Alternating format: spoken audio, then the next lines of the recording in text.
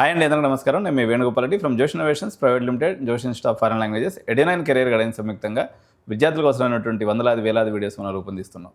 EAMCET counselling మొదలైనటువంటి ఈ తరుణంలో ఎలాంటి కాలేజ్ సెలెక్ట్ చేసుకోవాలి, ఎలా బ్రాంచ్ సెలెక్షన్ చేసుకోవాలి, కాలేజ్ సెలెక్షన్ కానీ లేకపోతే బ్రాంచ్ సెలెక్షన్ కానీ తీసుకునేటప్పుడు వివిధ రకాలైనటువంటి కౌన్సిలింగ్స్లో ఎలాంటి జాగ్రత్తలు తల్లిదండ్రులు కానీ విద్యార్థులు కానీ ఆప్షన్స్ పెట్టేటప్పుడు తీసుకోవాలని విషయాల మీద దాదాపు ఈ విద్యారంగంలో 30 ఏళ్ల పాటు అనుభవం ఉన్నటువంటి డాక్టర్ రాజిరెడ్డి సార్తో మనం ఉన్నాం. Sir CMR Technical campus director గారు. సో సార్ని అడిగేసి తన అనుభవాన్ని అంతా ఉపయోగించి మీకు సూచనలు సలహాలు చేయమని చెప్పేసి ఈరోజు సార్ని మనం ఇన్వైట్ చేయడం జరిగింది. So thanks to coming to our studio sir. Sir చెప్పండి సార్, ఇప్పుడు ఎంసెట్ కౌన్సిలింగ్ అయితే మొదలైంది. సో ఏ తల్లిదండ్రులకైనా కానీ ఇది మొదటి ఘట్టంగానే కనిపిస్తుంది. ఎందుకంటే దీంట్లో అనుభవం ఉన్నటువంటి వ్యక్తులు అనేవాళ్ళు తల్లిదండ్రుల్లో ఉండే అవకాశం లేదు. ఒకవేళ సెకండ్ చైల్డ్ ఉన్నప్పుడు కూడా ఎప్పటికప్పుడు విధానాలు లేకపోతే ఆప్షన్స్ పెట్టుకునే విధానం మారిపోతూ ఉంటుంది. సో ఒకసారి మా తల్లిదండ్రుల కోసము విద్యార్థుల కోసము మీ యొక్క సలహాలను చెప్పండి. సో ముఖ్యంగా ఈ గత 10 సంవత్సరాల నుంచి ఆన్లైన్ కౌన్సిలింగ్ మొదలైన దగ్గర నుంచి చూస్తున్నాము. పేరెంట్స్ కానీ పిల్లలు కానీ they are doing some mistakes and thereby they are getting some college which they have not opted actually. Maybe they are not interested. So ఇందులో ఏంటంటే ముఖ్యంగా గమనించాల్సింది ఏంటంటే ఇది కంప్యూటర్ ప్రోగ్రామింగ్ బేస్డ్ కౌన్సిలింగ్.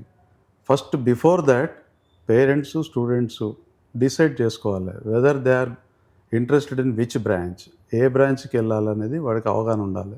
వాళ్ళ ఫ్రెండ్ తీసుకున్నాడు, లేకపోతే వాళ్ళ నైబర్ తీసుకున్నాడు, వాళ్ళ చుట్టాల దాంట్లో తీసుకున్నాడు కనుక కాకుండా వాని అబిలిటీ ఏ బ్రాంచ్లో అయితే వాడు ఎక్సెల్ అవ్వగలుగుతాడు. ఇంజనీరింగ్లో to my opinion branch doesn't matter, some time college also important. So both they have to choose based on their rank. Suppose 10,000 rank 5,000 rank వచ్చిన వాళ్ళ ఆలోచన ఒకటి, 40,000 ర్యాంక్ అతను కూడా సేమ్ కాలేజ్ ఆప్ట్ చేసుకుంటే రాకపోవచ్చు. కొన్నిసార్లు ఏమవుతుందంటే అలాట్మెంట్ కూడా జరగదు, ప్రాపర్గా పెట్టకపోతే ఏ కాలేజ్ కూడా సెలెక్ట్ అయ్యే అవకాశం ఉండదు. సో దీనికి నా సూచన ఏంటంటే ఏదైతే మనం రాదు అని అనుకుంటామో అక్కడి నుంచి మొదలు పెట్టాలి. ఈ ర్యాంక్ అయితే ఈ కాలేజు ఈ బ్రాంచ్ నాకు రాదు అనుకుంటా నెక్స్ట్ రాదు అనుకుంటా పెట్టుకుంటా వెళ్తే కరెక్ట్గా మనం ఎక్కడైతే మన ర్యాంక్ ప్రకారం ఉందో అక్కడ ల్యాండ్ అవుతాం ఎగ్జాక్ట్లీ. సో ఇది గమనించి ఆ ఆప్షన్స్ పెట్టేటప్పుడు కూడా సపోజ్ జనరల్గా ఏం చేస్తారు, ఒకటే కాలేజీలో ఫస్ట్ సిఎస్సి ఈసీఈ ఇట్లా పెట్టుకుంటూ వెళ్తారు కొంతమంది, లేదా ఒక సీక్వెన్స్లో సిఎస్సి అన్ని 10 కాలేజీలు పెట్టి మళ్ళీ ఈసీఈ 10 కాలేజీలు పెడతారు. సో ఆ సిఎస్సి నీకు లాస్ట్ ఏదో ఒక కాలేజీలో సిఎస్సి అలాట్ అయితే ఈసీఈ రాదు, మరి ఈసీఈ మళ్ళీ ముందు కాలేజీలో రాదు. సో ఎలా ఉండాలంటే అది రాదు అనుకున్న టైం అది వచ్చేటట్టుగా అలా ప్లాన్ చేసుకోవాలి. ఆ సీక్వెన్స్ ఒకసారి ఒక షీట్లో అన్ని వరుసగా రాసుకోవాలి. సేమ్ ఆప్షన్స్ అక్కడ ఇచ్చామా లేదా అనేది మనం వెరిఫై చేసుకోవాలి ఆన్లైన్లో సబ్మిట్ చేసే ముందు. సో ఇలాంటి జాగ్రత్తలు తీసుకోవాలి. లేదంటే దగ్గరలో ఉన్న కాలేజు ఎవరైనా ప్రొఫెసర్స్ కానీ డిపార్ట్మెంట్ హెచ్ఓడీస్ కానీ సీనియర్ ఫ్యాకల్టీ ఉంటారు, వాళ్ళ సలహాలు తీసుకొని కూడా ఆప్షన్స్ ఎలా ఇస్తే ప్రాపర్గా మంచి college as per their rank which college they can expect. So అది ల్యాండ్ అవ్వడానికి చాలా అవకాశం ఉంటుంది. సపోజ్ ఈ తల్లిదండ్రులకు అవగాహన లేని తల్లిదండ్రులు కానీ పిల్లలు కానీ ఫస్ట్ టైం పార్టిసిపేట్ చేస్తున్నారు కాబట్టి ఎంసెట్ అనే దానికి, సో అది కూడా ఇంపార్టెంట్. ఓకే.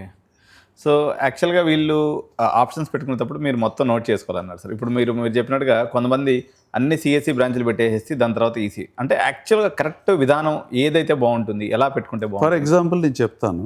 సపోజ్ ఒక 10,000 ర్యాంక్ వచ్చింది అనుకోండి. 10,000 ర్యాంక్ వాడికి నాకు తెలిసి ఇప్పుడున్న 70-80 అటానమస్ కాలేజీలో టాప్ 10-12 అటానమస్ కాలేజీలో గ్యారంటీగా 10,000 ర్యాంక్ వాళ్ళకి వస్తుంది. కానీ సపోజ్ వాడు బ్రాంచ్ ఇంపార్టెంటా లేదంటే కాలేజ్ ఇంపార్టెంటా ఆర్డర్లో చేసుకుంటూ వెళ్ళాలి. సపోజ్ సిబిఐటి ఫస్ట్ ఆప్షన్ అనుకోండి. సిబిఐటిలో నేను ఈసీ అయినా పర్లేదు, సిఎస్ అయినా పర్లేదు, ఏఎంఎల్ అయినా పర్లేదు, ఐటీ అయినా పర్లేదు అనుకున్నప్పుడు సిబిఐటిలోనే ఆ 5 ఆప్షన్స్ ఇవ్వాలి. లేదు ఫస్ట్ ప్రయారిటీ నాకు సిఎస్సి అంటే college first CBIT, next Vasavi, ఇట్లా వాడి అవగాహన ప్రకారం వాడి చుట్టుపక్కల ఉండే డిస్టెన్స్ని బట్టి ట్రావెల్ని బట్టి ఆపర్చునిటీస్ని బట్టి ఆ 10 కాలేజెస్లో వచ్చే అవకాశం ఉంటుంది. ఓకే. సో ఇప్పుడు లాస్ట్ ఇయర్ ర్యాంక్ ప్రాతిపదికన ఎంతవరకు తీసుకోవాలంటారు సార్? లాస్ట్ ఇయర్ ర్యాంక్ ప్రాతిపదిక అనేది ఒక అంచనా. ఓకే, సో ఇప్పుడైతే ట్రెండింగ్ మొత్తం మారిపోయింది. ఇప్పుడు ఏఎంఎల్ ఈసీ కొంత ట్రెండ్ లో ఉంది, yes general CSE data science కొంచెం అంటే డౌన్ అనిపిస్తుంది. దీని ప్రకారంగా చాలా మంది లాస్ట్ ఇయర్ ర్యాంక్ ని కట్ ఆఫ్ గా ఎగ్జాక్ట్ గా తీసుకుని పెడుతుంటారు సార్. వాళ్ళు ఎటువంటి పరిస్థితులు అది లాస్ట్ ఇయర్ ర్యాంక్కి ఇటు అవ్వచ్చు అటు అవ్వచ్చు. ఎందుకంటే ఇక్కడ ఒక చిన్న ట్రిక్కీ ఏంటంటే మనది 10,000 ర్యాంక్ అనుకోండి, 9,999 మంది ఏం ఆలోచిస్తున్నారో మనకు తెలియదు. అవును, వాళ్ళ ఆలోచనను బట్టి మన చాయిస్ కూడా మారిపోతుంది. ఓకే, ఇప్పుడు లాస్ట్ ఇయర్ సిఎస్సి మొగ్గు చూపారు, ఇప్పుడు పేరెంట్స్ కానీ పిల్లలు కానీ చేంజ్ అవుతున్న మార్పుల ప్రకారం టెక్నాలజీ ప్రకారం ఏఐ సైడ్ ఏఎంఎల్ సైడ్ మొగ్గు చూపుతున్నారు. సో ఏఎంఎల్ అన్ని కాలేజీల్లో ఇంటేక్ కంపేర్ టు సిఎస్సి అంత ఇంటేక్ లేదు. కాబట్టి ఇప్పుడు మేబీ 10,000 బదులు 8,000కే కట్ ఆఫ్ అవ్వచ్చు, చెప్పలేము. సో అలా అని అక్కడి వరకు ఆగిపోయి నా ర్యాంక్ వరకు వస్తే చాలు అనుకోకుండా ఇంకొక 5,000 10,000 ర్యాంక్ అనుకోండి, లాస్ట్ టైం 15,000 ర్యాంక్ వచ్చిన కాలేజ్ వరకు ఆప్షన్స్ ఇచ్చుకుంటే ఒకవేళ ల్యాండ్ అవుతే ఇటు ల్యాండ్ అవుతారు, లేదంటే 15,000 వరకు కాలేజెస్ చూజ్ చేసుకున్నాం కాబట్టి కాంపిటీషన్ పెరిగినా కూడా మనం సెలెక్ట్ అయ్యే అవకాశం ఉంటుంది. నాట్ అలాటెడ్ అనే స్టేట్మెంట్ రాదు. ఇక ఈ ప్రతి సంవత్సరం 2 విషయాలు గమనిస్తూ ఉంటాను సార్. ఒక పెట్టుకున్నటువంటి సపోజ్ మనకు ఒక 70,000 మంది ఆప్షన్స్ పెట్టుకుంటే ఒక 10,000 మంది ఈ కాలేజ్ మాకు నచ్చలేదు సార్ అని రిపోర్ట్ చేయరు. ఎస్, అంటే అసలు నచ్చినట్టు కాలేజ్ ఎందుకు పెట్టుకుంటారు సార్ వీళ్ళు? నచ్చలేదు అనేది వాడికి తర్వాత తెలుస్తుంది. నైబర్స్ ఇవి వాడి ఎక్స్పెక్టేషన్ ఎప్పుడు టాప్ 10లోనే ఉంటుంది. మరి బట్ పిల్లలు ఈ పేరెంట్స్ వాడి ర్యాంక్ గురించి ఆలోచించరు. 50,000 rank we cannot expect in CBIT or Vasavi or any other top 10 colleges. As per his rank he has to choose. వాడి ర్యాంక్ ప్రకారం వాడు ఆలోచించాలి, కానీ నాకు అందులోనే రావాలంటే ఎట్లా వస్తుంది? రాదు. అందుకని కొంతమంది ఏం చేస్తారు, అక్కడ వరకు పెట్టేసి వదిలేస్తారు. 20,000 ర్యాంక్ 30,000 వరకు పెట్టేస్తారు. అంటే అలాంటే కాదు, ఫస్ట్ ఒకవేళ లేదు ఆ బ్రాంచ్ ఇష్టం లేకున్నా కూడా కొన్ని కాలేజీలు పెడతా ఉంటారు కొంతమంది. అట్లా పెట్టకూడదు కదా సార్? పెట్టకూడదు. That is the problem. అంటే వాడు first he has to make up his mind. Okay, branch college both he has to compromise. 2 possible కాదు. ఇంకొంతమంది బిందాగా చెప్తూ ఉంటారు సార్, మాకు ఫస్ట్ ఫేజ్ పోతే సెకండ్ ఉంది థర్డ్ ఉంది మేము పెట్టుకుంటాం లేదు సార్ అంటారు. లేదు, 90 ఇప్పుడు మీరు ఫస్ట్ ఫేజ్లో అలాట్ అయిన తర్వాత మన స్టాటిస్టిక్స్ ప్రకారం చూసుకుంటే 80% ఫిక్స్ అయిపోతారు, కాలేజెస్ ఫిక్స్ అయిపోతారు. 20% ప్లే అవుతూ ఉంటుంది. ఇంకా ఆప్షన్ ఎప్పుడు వస్తుంది అంటే సెకండ్ ఫేజ్లో ఇంటేక్ ఇంక్రీజ్ అయినప్పుడు, అడిషనల్ సీట్లు అలాట్ అయినప్పుడే ఇది జరుగుతుంది. అయితే అప్పుడు కూడా కొంతమంది ఏం చేస్తారంటే ఈ ఫస్ట్ టైం అలాట్ అయిన కాలేజు కాకుండా మళ్ళీ చేంజ్ చేస్తారు ఆర్డరు, ఇంకా వేరే ఎక్కడో దగ్గర వచ్చేస్తుంది. వాడు అనుకోని కాలేజీలో కూడా వస్తుంది ఒక్కోసారి అలాట్మెంట్ అయ్యి పేరెంట్స్ వచ్చి ఫస్ట్ ఇక్కడ వచ్చింది కదా సార్ మా సీట్ ఇక్కడ ఉండదా? అది ఉండదు, అట్లా ఉండదు బాబు. ఒకసారి నీకు వేరే అలాట్ అయితే ఇది ఉండదు. ఇది క్లారిటీగా ఉండాలి సార్. యాక్చువల్గా ఇది ఇప్పుడు పేరెంట్స్ ఇప్పుడు తల్లిదండ్రులు ఇప్పుడు సపోజ్ సిఎంఆర్ టెక్నికల్ క్యాంపస్లో మీకు ఫస్ట్ ఫేజ్లో సీట్ అలాట్ అయింది, మీరు సెకండ్ ఫేజ్లో పెట్టుకొని సిఎంఆర్ కేకి వెళ్ళిపోయారు. అక్కడ సీటు వచ్చే మాకు ఇక్కడ సీటు కూడా ఉంది, మాకు ప్రస్తుతానికి ఇదే కావాలని అడుగుతారు. అలా కూడా ఉంటారు. ఒకసారి మీరు ఇక్కడ కుర్చీ ఖాళీ చేసి వెళ్ళిపోయిన తర్వాత ఇక్కడ వాళ్ళకి సీట్ అనేది ఎట్టి పరిస్థితిలో ఇంకొండదు, ఒక్కొక్కరికి అలాట్ అవుతుంది వేరే వాళ్ళకి.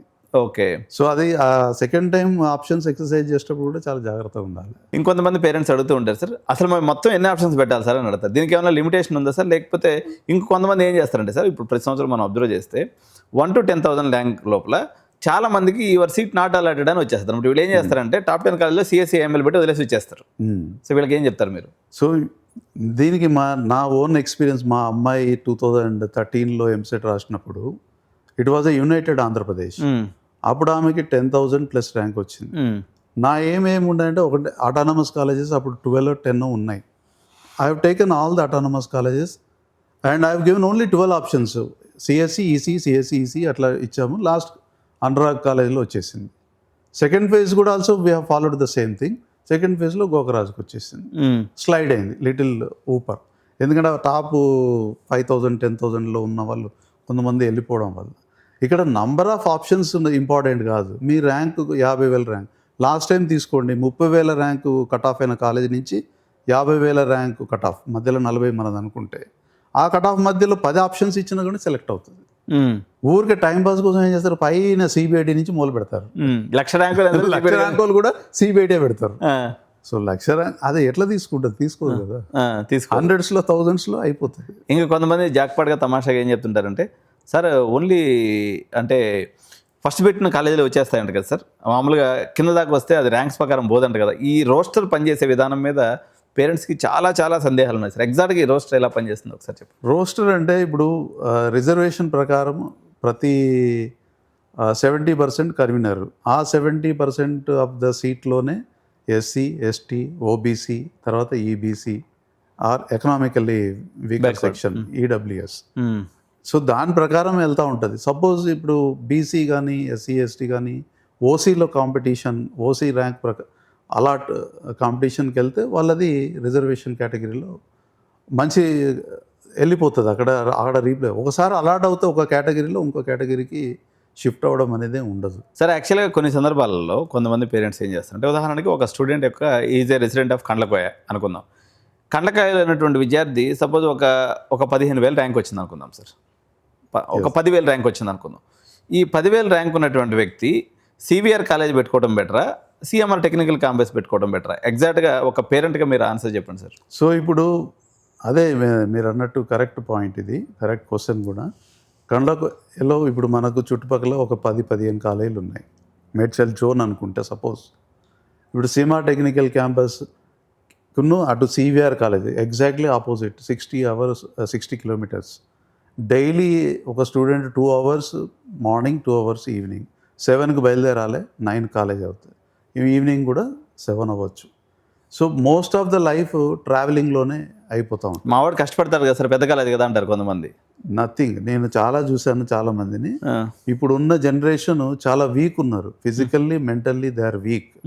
ఈవెన్ మళ్ళీ ఈ ట్రావెలింగ్ సరిగా ఫుడ్ కూడా తినరు, బ్రేక్ఫాస్ట్ చేయరు, లంచ్ సరిగా బాక్స్ తెచ్చుకోరు, తినరు, ఈ క్యాంటీన్లలో అక్కడ ఇక్కడ తింటారు. దానివల్ల కూడా నో యూజ్, హెల్త్ పాడైపోతుంది. మళ్ళీ ఇల్నెస్ అని చెప్పి కాలేజ్ బంక్ కొడతా ఉంటారు. సో అటెండెన్స్ ఉండదు. So when they are not regular. అదొకటే కాదు, యాక్చువల్గా టు మై ఒపీనియన్ యాక్చువల్గా ఇంజనీరింగ్ అనేది ఫుల్లీ రెసిడెన్షియల్ ఉండాలి నా లెక్క ప్రకారం. ఫుల్లీ రెసిడెన్షియల్ లేకపోయినా చుట్టుపక్కల college where he can spend beyond the college hours. Suppose మేము తీసుకున్నాం అనుకోండి, okay 9 to 4 is a college, but our library will be open, our gym and other facilities will be open. Sports activities కానీ, ఏదైనా workshops, లేదంటే ఏదైనా వాడు project చేయాలనుకుంటే కూడా ఎక్స్టెండెడ్ అవర్స్ ఉండొచ్చు. ఫెసిలిటీస్ అన్నీ ఓపెన్ ఉంటాయి. సో ఇవన్నీ ఉపయోగించుకోవాలంటే వాడు ట్రావెల్ చేయగానే 4 అనగానే గంట కొట్టంగానే బస్ ఎక్కేస్తాడు. సో ఈ కెనాట్ యూజ్ ప్రాపర్లీ ఇది. మిగతా టైం ఏడు ఉంటాడు వాడు, క్లాస్ రూమ్లో, ల్యాబ్లో ఉంటాడు, అంతే కదా. ఈ won't find time to explore himself. So that is the disadvantage if you choose a college which is far away from his house. Okay. Whereas competitively same college if it is available nearby, I have always preferred. And sir, both are autonomous. స్టూడెంట్కి ఒక్కడికే ఇబ్బందా లేకపోతే మా sisters కలిగే ఇబ్బంది ఏందో ఒకసారి చెప్పండి sir. Sisters అంటే వాళ్ళ మదర్స్, అంటే స్టూడెంట్ వాళ్ళ మదర్స్కి ఇబ్బంది అంటే ఇప్పుడు వాళ్ళు పొద్దున్న లేవాలి, 4 గంటలకు లేవాలి, భోజనాలు, టిఫిన్లు అన్నీ రెడీ చేయాలి. 2-3 నెలలు హుషారుగా ఉంటుంది కానీ తర్వాత ఏదైనా ఒక 1 month maximum they may be happy. మా వాడికి అక్కడ వచ్చింది ఇక్కడ వచ్చింది అని హ్యాపీ ఉంటారు. 4 రోజుల తర్వాత వాడికి మోకాలు నొప్పులు, కాళ్ళ నొప్పులు, లేజీ తయారవ్వడము, రాగానే పడుకోవడము, ఏదన్నా ఈవెన్ ల్యాబొరేటరీ వర్క్ కానీ, హోంవర్క్ కానీ, ప్రోగ్రామింగ్ స్కిల్స్ కానీ, what you can do after travelling 2 hours ఏం చేయలేరండి. Literally I'm also experiencing after travelling for 1.5 hours I cannot immediately resume my work. Need rest. Again early morning he has to come, no, again. So I have recommended some of my relatives also. వాళ్ళు ఉప్పల్లో ఉంటారు. ఇప్పుడు మా CMR technical క్యాంపస్లోనే ఆమె నేనున్నా అని చెప్పేసి ఆమె వాళ్ళ ఫాదర్ ఇక్కడ జాయిన్ చేశారు. తీసుకున్న తర్వాత I suggested to be stay in the hostel. Because she will be losing 4 critical hours per day unnecessarily in the traveling, which she can convert into some other useful learning. So అని చెప్పి నేను recommend చేశాను. She stayed in the hostel. Sir యాక్చువల్గా ఇప్పుడు ఈ transportation point of వ్యూలో తీసుకుంటే జనరల్గా ఒక స్టూడెంట్ ఎంత దూరం ఒక కంఫర్టబుల్గా ట్రావెల్ చేసి తన వర్క్ని యాజ్ యూజువల్గా చేసే అవకాశం ఉంటుంది సార్, మీ అబ్జర్వేషన్ ఏంటి? మ్యాక్సిమం అండి 30-45 minutes కన్నా ఎక్కువ ఉండకూడదు.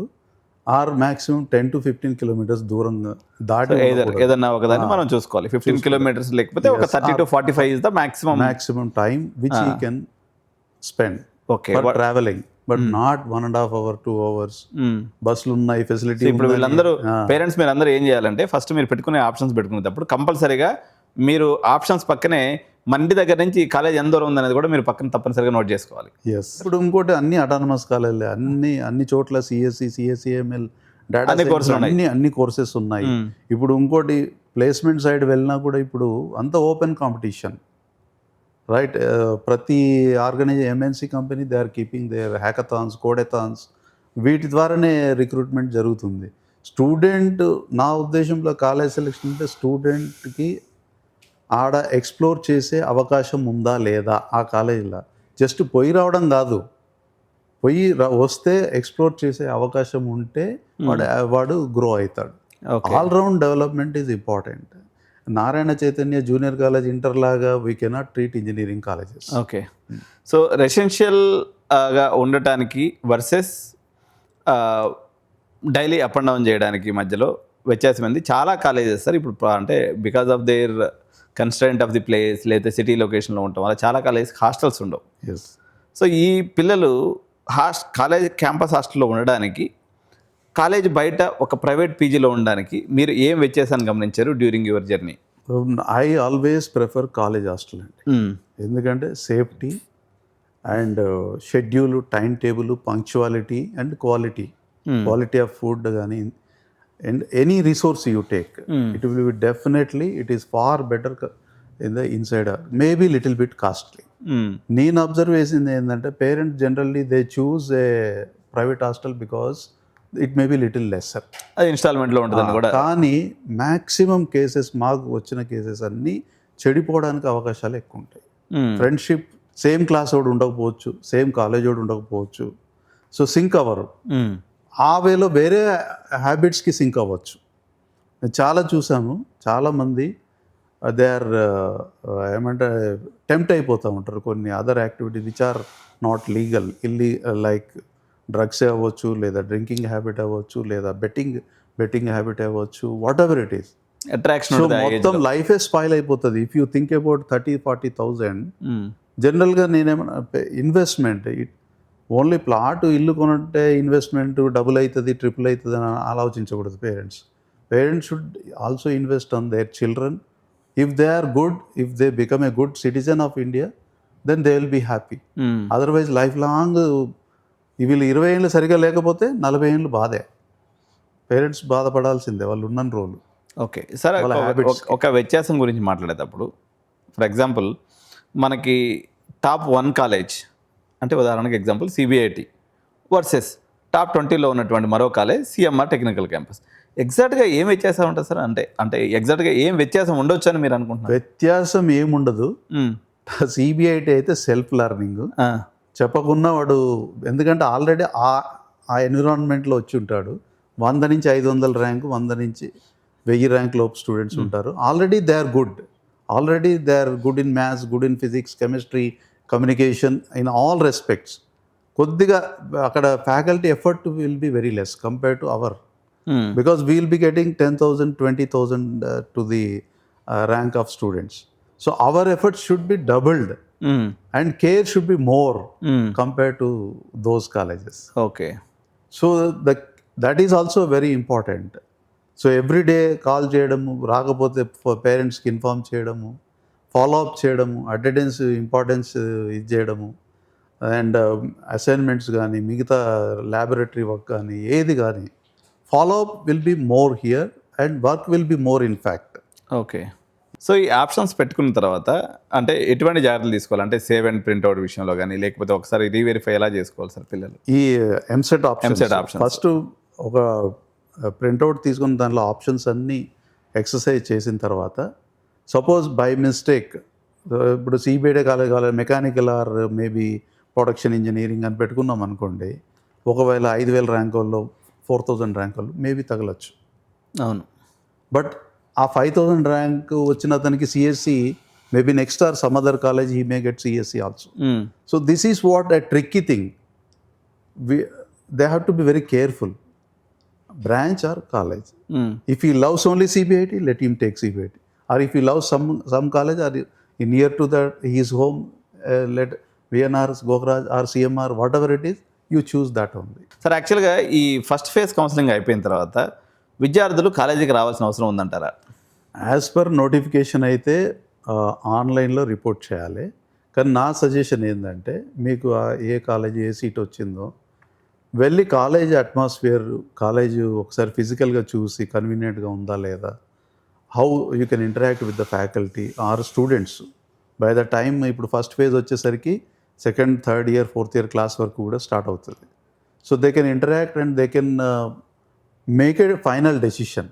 నా choice whatever I got, if they happy and satisfied with that, not to go for second counselling and make mess of it. అంటే అది పోయి పిచ్చి పిచ్చి చేసి ఈ కాలేజ్ పోయి ఇంకో కాలేజ్ వస్తుంది, మళ్ళీ అది చూడకుండా పెట్టేస్తారు. ఇంకొకటి పేరెంట్స్ సజెషన్ ఏంటంటే మీ ర్యాంక్ ప్రకారం ఏ కాలేజీలు వస్తాయని ఒక అంచనాకు వచ్చిన తర్వాత ఆ 4-5 కాలేజీలన్నా ఫిజికల్గా వెళ్ళి చూడాలి. ఫిజికల్గా చూస్తే ఏమవుతుందంటే ఇప్పుడు మీరు ట్రావెల్ చేస్తే మీకు తెలిసిపోతుంది ఎంత డిఫికల్టీ అని. ఇంటి నుంచి సపోజ్ మీరు అన్నారు 2 రోజులు పోయి రావాలి సార్. 2 రోజులు పెట్టుకొని ప్రోగ్రామ్ పెట్టుకొని తిరిగి వస్తే ఏ కాలేజీ కన్వీనియంట్ ఉంది, ట్రాఫిక్ ఎలా ఉంది, అక్కడ వాతావరణం ఎలా ఉంది, గ్రౌండ్స్ ఎలా ఉన్నాయి, ఫెసిలిటీస్ ఎలా ఉన్నాయి, కంపారిజన్ చేసుకోవాలి. చేసుకున్నప్పుడు ఆ వచ్చిన తర్వాత మనకు కంక్లూజన్ వచ్చేస్తుంది, yes my option is right అనుకుంటే సెకండ్ ఫేజ్కి వెళ్ళకూడదు. సెకండ్ ఫేజ్ వెళ్ళేటప్పుడు కూడా దీనికన్నా కింది ఆప్షన్స్ ఇచ్చుకోవాలి, కానీ పైన ఏం చేంజ్ చేయకుండా వెళ్ళాలి. ఎందుకంటే దీనికన్నా కింద వచ్చే అవకాశం ఉంటుంది కానీ పైన వచ్చే అవకాశం ఉండదు. అవును. సో కింద ఉన్నటువంటి ఆప్షన్స్ ఏదైతే మీకు 100 అయితే option, suppose CMR Technical campus వచ్చిందంటే సో మీరు 100 పైన ఉన్నటువంటి ఆప్షన్స్ ఏదైనా పెడితే పెట్టవచ్చు కదా తప్ప మళ్ళీ 101 ఆప్షన్ నుంచి మనం ఎట్టి పరిస్థితుల్లో మనం మళ్ళీ చేంజ్ చేస్తే కింద పోతాం, మర్చిపోతాం, లేదా ఏదో ఒక మిస్టేక్ పెట్టి ఏదో ఒక మెస్ అవుతుంది, కిందికి వెళ్ళిపోతాం, వచ్చినటువంటి సీట్ ఎగిరిపోతుంది. సో ఆ తప్పు చేయకూడదు. సో ఈ ఫస్ట్ ఫేజ్ కౌన్సిలింగ్ వచ్చిన తర్వాత సీట్ లాక్ చేసుకోవాలంటే వీళ్ళు మొత్తం పేమెంట్ చేస్తారు కదా సార్? ఆన్లైన్లోనే పేమెంట్, ఆన్లైన్లో పేమెంట్ చేయాలి. చాలా సందర్భాల్లో పేరెంట్స్ అడిగే డౌట్ ఏంటంటే, సరే ఇది మేము సపోజ్ సిఎంఆర్ టెక్నికల్ క్యాంపస్లో మాకు సీట్ వచ్చినప్పుడు మేము ఆన్లైన్లో పే చేస్తాం కదా, ఈ డబ్బులు సిఎంఆర్ వాళ్ళకి వెళ్ళిపోతాయి కదా, నేను సెకండ్ ఫేజ్కి వెళ్తే నా పైసలు ఎట్టా అని అడుగుతుంది. లేదు, ఆ డబ్బులు ఎంసెట్ కన్వీనర్ దగ్గరే ఉంటాయి. వీళ్ళు పే చేసేది కూడా ఎంసెట్ కన్వీనర్కే. ఓకే. మొత్తం అడ్మిషన్ ప్రాసెస్ కంప్లీట్ అయిన తర్వాత 2 months 3 months వీళ్ళు ఏ కాలేజీలో ఫైనల్గా సపోజ్ ఫస్ట్ టైం ఒక కాలేజీలో వచ్చింది, ఒక కాలేజీలో ఫీజు కట్టారు, సెకండ్ ఫేజ్లో ఇంకో కాలేజ్ వచ్చింది, ఆ కాలేజీ డిఫరెన్స్ అమౌంట్ ఉంటే కడతారు, లేదు సెకండ్ వచ్చిన కాలేజ్ ఇంకా తక్కువ ఉందనుకోండి అమౌంట్, వీళ్ళకే రిటర్న్ వస్తుంది. సో ఆ స్లిప్ ఏదైతే మీరు కట్టిన ఛాలెంజ్ స్లిప్ కానీ అలా ఇవన్నీ ఉంటాయి కదా, ఫైనల్గా మీరు వెళ్ళి ఎక్కడ రిపోర్ట్ చేస్తారు ఆ కాలేజ్ వాళ్ళు ఆ స్లిప్స్ అన్నీ కలెక్ట్ చేసుకొని మళ్ళీ మేము వెబ్సైట్ కన్వీనర్కి సబ్మిట్ చేయాలి. అప్పుడు వాళ్ళు ఇవన్నీ వెరిఫై చేసుకొని ఫైనల్గా ఏ స్టూడెంట్ ఏ కాలేజీలో ఉన్నాడో వెరిఫై చేసుకొని రిపోర్టింగ్ ప్రకారం అంత అమౌంట్ కాలేజీకి ఒక 2-3 months తర్వాత పంపిస్తారు. ఓకే. అంటే ఇప్పుడు వీళ్ళు ఫీజు పే చేసుకునేటప్పుడు సపోజ్ ₹1,00,000 మన కాలేజీకి ఫీజు ఉందనుకోండి సార్, 250,000గా 2 సార్లు పే చేసుకోవచ్చా? నో, మొత్తం ఒకటేసారి పే చేయాలి. ఓకే. సో క్యాష్లో పే చేసేదానికి ఆప్షన్ ఉంటుంది? లేదు, ఆన్లైనే, మొత్తం ఆన్లైన్లోనే పే చేసుకోవాలి. యూజింగ్ డెబిట్ క్రెడిట్ కార్డ్ ఉపయోగించేయడమే తప్ప మనం డైరెక్ట్గా ఇప్పుడు 2 కిస్తీలుగా కట్టుకునే ఆప్షన్ లేదు, అది ఆన్లైన్లో ఉండదు. ఓకే. అది తీసుకోదు. ఫస్ట్ ఆఫ్ ఆల్ మనకి జాయినింగ్ రిపోర్టే తీసుకోదు. ఓకే. కంప్లీట్ పే చేయాల్సింది, మొత్తం పే చేయాల్సిందే. ఊరికి అలాట్మెంట్ ఆర్డర్ వచ్చింది నేను అనుకొని అట్లనే ఉండేసి సెకండ్ ఫేజ్కి వెళ్తే ఫస్ట్ ఫేజ్ ఉండదు. ఓకే. కొంతమంది అలా అనుకోవచ్చు, ఫీజు తర్వాత కడితే ఏమవుతుంది, ఫీజు తర్వాత కడితే ఏమవుతుందిలే, నాకు సీట్ అలాట్ అయిపోయింది కదా అని అనుకోవచ్చు. అలా ఉండదు. కంపల్సరీ ఆన్లైన్లో పే చేసి రిపోర్ట్ చేయాలి. Okay. Maybe they need not come to college, but my suggestion ఏంటంటే they should come and visit the college and make themselves whether they are happy with the seat what they got. Okay. ఇప్పుడు దీని తర్వాత first phase అయిపోతుంది sir, మనకి second phase options ఉంటుంది. Second phase options అయిపోయిన తర్వాత కాలేజీకి తీసుకొచ్చి అన్ని సర్టిఫికేట్ సబ్మిట్ చేయాలంటే? Yes, after second phase. So ఆ డెడ్ ఎండ్ లోపల సర్టిఫికేట్ సబ్మిట్ చేయకపోతే ఆ సీట్ ఎగిరిపోయినట్టేనా సార్? ఇంకా సెకండ్ ఫేజ్ తర్వాత రిపోర్ట్ చేయకపోతే కాలేజీలో మనకి ప్రతి కాలేజీకి ఒకటి ఇస్తారు లిస్టు, కాలేజీలో రిపోర్ట్ చేస్తే టిక్ పెట్టాలి. ఆ టిక్ పెట్టలేదనుకోండి వాళ్ళు పార్టిసిపేట్ చేయొచ్చు నెక్స్ట్ రౌండ్లో, ఫైనల్ రౌండ్లో, కానీ ఈ సీట్ ఉండదు. ఓకే. సో ఎగ్జిస్టింగ్ వచ్చినటువంటి సీట్ రిపోర్ట్ చేయడం వల్ల ఏంటంటే వేరే సీట్ రాకున్నా ఈ సీట్ ఉంటుంది. ఓకే. రిపోర్ట్ చేయకపోతే ఇది ఉండదు, వేరే దానికి వస్తే రావచ్చు, చెప్పలేము. ఓకే. ఈ తర్వాత ఒక సెకండ్ ఫేజ్ అయిపోయిన తర్వాత థర్డ్ ఫేజ్ కూడా ఇట్లాగే వెళ్ళి పార్టిసిపేట్ చేస్తారు. సెకండ్ ఫేజ్లో కాలేజీకి వచ్చి సర్టిఫికేట్ సబ్మిట్ చేసింది సార్, కానీ ఆయనకి థర్డ్ ఫేజ్ వెళ్ళే అధికారం ఉంటుంది కదా? ఎస్. ఉన్నప్పుడు ఆ కాలేజీలో అలాట్ అవుతుంది. పేరెంట్స్ ఏమో మదన పడుతుంటారంటే నేను డబ్బులు కట్టేసాను సీఎంఆర్ టెక్నికల్ క్యాంపస్కి, సర్టిఫికేట్లు ఇచ్చేసాను, వీళ్ళు నా సర్టిఫికేట్లు ఇవ్వరనేమో అనుకుంటారు. సో దీంట్లో లేదు ఫైనల్ అలాట్మెంట్ ఆర్డర్ ఎక్కడ ఉంటే అక్కడ కంపల్సరీ అక్కడికే వెళ్ళి జాయిన్ కావాల్సిందే. ఓకే ఏ కాలేజ్ కూడా నో అనడానికి లేదు. ఓకే ఆ సర్టిఫికెట్స్ రిటర్న్ ఇస్తారు. ఎందుకంటే ఆ ప్లేస్లో ఇంకో క్యాండిడేట్ వస్తాడు, అంతే. వేరే వాళ్ళకి అలాట్ అవుతుంది కాబట్టి. అదర్ దాన్ మనం ఒక్క సీట్ ఎక్కువ తీసుకోవడానికి ఉండదు. యాజ్ పర్ గవర్నమెంట్ కన్వీనర్ ఏది అలాట్ చేస్తే ఆ నేమ్సే మనం అలో చేయాల్సి వస్తుంది. ఓకే మనకి ఇష్టం సర్టిఫికేట్ పెట్టుకో మనం చేయడానికి ఏం లేదు. ఏమీ లేదు.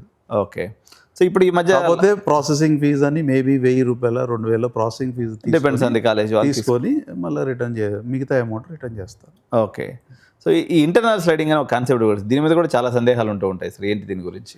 ఇంటర్నల్ స్లైడింగ్ అనేది after third phase with in the college. అంటే అది ఖాళీ ఉంటేనే, ఇప్పుడు సిఏ ఒక 4 బ్రాంచ్లు ఉన్నాయి అనుకోండి, ఒక బ్రాంచ్లో ఖాళీ సీట్లు ఉంటేనే ఆర్ రిపోర్ట్ చేయకుండా ఖాళీ ఉన్నప్పుడే ఈ కింద బ్రాంచ్ వాడు పై బ్రాంచ్ ఇంకా వేరే బ్రాంచ్ చేంజ్ అవ్వడానికి అవకాశం ఉంటుంది. అది విత్ ఇన్ ద కాలేజే. ఓకే సపోజ్ మనకి ECE, CSE, data science, AML ఉంది. సపోజ్ మన సిఎంఆర్ టెక్నికల్ క్యాంపస్ తీసుకుని ఈసీ అతను సపోజ్ సిఎస్సిలో ఒక సీటు వేకెంట్ ఉంది, ఈసీ అతను ఆప్ట్ చేయడానికి అవకాశం ఉంటుంది. కానీ అది కూడా ఆర్డర్ ఆఫ్ మెరిట్. ఎంతమంది ఆప్ట్ చేశారు, ఫస్ట్ ర్యాంక్ కూడా ఎవడు ఉంటే వాడికే అవకాశం వస్తుంది. సో అనేక సందర్భాల్లో ఇలాంటి సిచ్యువేషన్స్ కూడా మనం ఎదుర్కొంటూ ఉంటాం సార్. గవర్నమెంట్కి సంబంధించినటువంటి జోసా కౌన్సిలింగ్ ఏదైతే ఉంటుందో ప్యారల్గా ఎంసెట్కి ప్యారల్గా అది కూడా నడుస్తూ ఉంటుంది, సెకండ్ రౌండ్లో నడుస్తున్నట్టుంది. సపోజ్ మన దగ్గర సెకండ్ ఫేజ్ అలాట్ అయిపోయింది, లేకపోతే థర్డ్ ఫేజ్ అలాట్ అయిపోయింది, లేకపోతే ఆ టైంలో ఆయనకి సీసీఆబ్లో సీట్ వచ్చినప్పుడు ఎలాంటి నిర్ణయం తీసుకుంటూ ఉంటారు, కన్వీనర్ ఎలాంటి డెసిషన్ తీసుకుంటాడు దీని మీద? అంటే యాక్చువల్గా ఏంటంటే ఒక కట్ ఆఫ్ డేట్ అని ఉంటుంది అడ్మిషన్స్కి. ఈవెన్ వీళ్ళు ఫీజు కట్టి ఫస్ట్ ఫేజ్ సెకండ్ ఫేజ్ తర్వాత కూడా ఒక ఆ డేట్ లోపల కూడా క్యాన్సిల్ చేసుకోవాలనుకుంటే ఇంజనీరింగ్ ఆ సీట్ క్యాన్సిలేషన్ చేసుకోవచ్చు. క్యాన్సిలేషన్ చేసుకున్నప్పుడు ఆ అమౌంట్ అక్కడే ఎప్సెట్ కన్వీనర్ దగ్గరే డబ్బులు ఉంటాయి కాబట్టి వీళ్ళకి ఏ మోడ్ ద్వారా పే చేశారో, ఐదర్ బ్యాంక్ ద్వారా చేశారా, క్రెడిట్ కార్డా, డెబిట్ కార్డా, దానికే మళ్ళీ అమౌంట్ రిటర్న్ వస్తుంది. కట్ ఆఫ్ డేట్ దాటితే అమౌంట్ రాదు. చాలామంది పేరెంట్స్ ఈ డెబిట్ కార్డు, క్రెడిట్ కార్డు చాలామందికి ఉండవు సార్. ఎందుకంటే మన తెలంగాణ రాష్ట్రంలో లేకపోతే ఏపీలో అయినప్పుడు కూడా మెజారిటీ ఆఫ్ ది పేరెంట్స్ రైతు కుటుంబాల నుంచి ఉంటారు. వీళ్ళకి డెబిట్ క్రెడిట్ కార్డులు మెయింటైన్ చేయరు న్యాచురల్గా. వీళ్ళు వెళ్ళేసి మీ సేవా సెంటర్లో వాళ్ళ ద్వారా డబ్బులు కట్టించేస్తుంటారు. క్యాన్సిలేషన్ అయినప్పుడు వాళ్ళ పరిస్థితి ఎలా ఉంటుంది సార్? క్యాన్సిలేషన్ అయినప్పుడు ఏ ద్వారా పోయిందో అక్కడికి వస్తాయి డబ్బులు. సో పైసలు ఆగమైపోయినాయి. వాళ్ళతో మరి వీళ్ళు మాట్లాడుకోవాలి. అంటే they should take some receipt లాంటిది, ఏదైనా అక్నాలెడ్జ్మెంట్ తీసుకుంటే పేమెంట్ డీటెయిల్స్ ఉంటాయి కదా, సో అది తీసుకోవాలి. తీసుకొని మళ్ళీ అక్కడ రిటర్న్ వచ్చినప్పుడు వీళ్ళు వెళ్ళి అడగాలి. ఆర్ ముందే క్లారిటీగా ఇట్లా క్యాన్సిల్ అయినప్పుడు మళ్ళీ మీకే వస్తాయి కదా, మీరు ఇవ్వాలని చెప్పి ఒక కమిట్మెంట్ తీసుకోవాలి. పేరెంట్స్ కానీ స్టూడెంట్స్ కానీ అలాంటి చోటనే వెళ్ళి చేయాలి. లేదంటే ఇప్పుడు చాలామందికి ఆన్లైన్ బ్యాంకింగ్ ఉంది. విలేజ్లో అయినా సిటీలో అయినా ఎక్కడైనా చుట్టాలు కానీ ఫ్రెండ్స్ కానీ ఎవరికైనా వీళ్ళు వాళ్ళ ద్వారా కూడా చేయొచ్చు. ఈ సేవా సెంటర్కే వెళ్ళాలని ఏం లేదు సార్. చివరిగా మీకున్నటువంటి అనుభవాన్ని ఉపయోగించి పేరెంట్స్ తీసుకోవాల్సినటువంటి ఒక 5-6 జాగ్రత్తల గురించి తెలియజేస్తే వీడియోని ముగిద్దాం సార్. సో ఎంసెట్ ఆప్షన్స్ పెట్టిన తర్వాత, అలాట్మెంట్ అయిన తర్వాత పేమెంట్కి వాళ్ళు ప్రిపేర్ అయిపోయి ముందే కాలేజ్ వైజ్గా మేబీ ఇప్పుడు ఎంత ఉన్నాయి, 50,000 నుంచి 1,50,000 వరకు ఉంటుంది fee, depending on the rank. వాళ్ళు కంక్లూజన్కి వచ్చేయచ్చు. దాని ప్రకారం డబ్బులు రెడీ పెట్టుకొని ఆన్లైన్ పేమెంట్ చేసి ఆ joining allotment order printout copies and xerox copies of all certificates like SSC, inter, photographs and caste certificate or whatever it may be, ఇవన్నీ రెడీ పెట్టుకొని కాలేజీకి ఎప్పుడు రిపోర్ట్ చేయమంటారో అప్పుడు రిపోర్ట్ చేసేసి తర్వాత ఎస్పెషల్లీ ఇప్పుడు ట్రాన్స్పోర్ట్కు పెట్టే డబ్బులు, నా ఉద్దేశంలో అయితే ఇప్పుడు మన హైదరాబాద్ సిటీ తీసుకుంటే చాలా వైడ్, 30,000 to 50,000 డబ్బులకి ఏ కాలేజీ తక్కువ ఉండదు. ఇంకొక డబ్బులు వేసేసుకుంటే హాస్టల్లో కూడా అకామిడేషన్ వచ్చేస్తుంది. సో నా సజెషన్ అయితే ఇఫ్ డిస్టెన్స్ ఈజ్ మోర్, నాకు ఆ కాలేజే కావాలి, డిస్టెన్స్ ఎక్కువ అనుకుంటే హాస్టల్ అకామిడేషన్ కూడా చూసుకోవాలి. సో ఇవన్నీ ఇలాంటి జాగ్రత్తలు చిన్నవి తీసుకుంటే డెఫినెట్గా అబ్బాయి కానీ అమ్మాయి కానీ భవిష్యత్తు చాలా బాగా ఉంటుంది. I wish all the EAPCET 2026 aspirants, please think and carefully exercise your options and take the suggestions of the nearby senior people or who are already professors or assistant professors. Maybe some college or other college people will be available around you. Take the suggestions and lock your whatever exercises and save properly, and so that you will get what you are going to expect. Okay. So I wish all the success for all the aspirants of EPSET 2026. Thank you so much, sir, for coming to our studio you. and explain all our students and parents regarding this MSET counseling procedure. Thank you once again. Right.